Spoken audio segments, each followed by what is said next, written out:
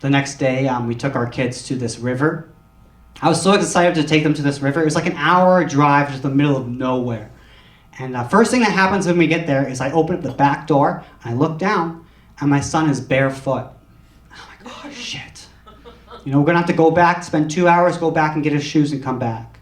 But my wife is like, no, he's just gonna have to learn from natural consequences. I'm like, oh shit. I hate natural consequences. So we go out, and we walk out into the middle of this forest. And within 30 seconds, my son steps in the biggest pile of sap I've ever seen. It just encases his foot. And so I just had to clean his foot, because nobody else is going to do it. So I go and I grab the wet wipes. Did I say wet wipes? And wet wipes. I'm going to just keep powering forward. So I go and I clean off his foot. And as soon as I'm done cleaning off his foot, my son looks up at me with the biggest eyes.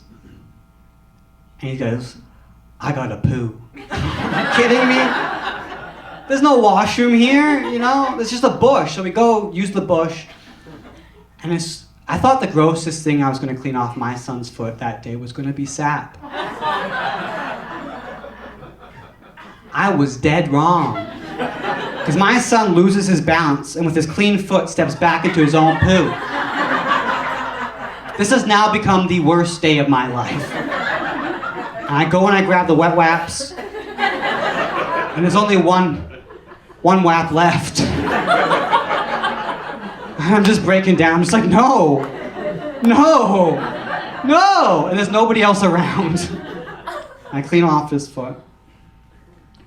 But at least you would think that my son would learn a lesson from this, you know? At least you're like, he's gonna take this with him for the rest of his life. Always remember your shoes.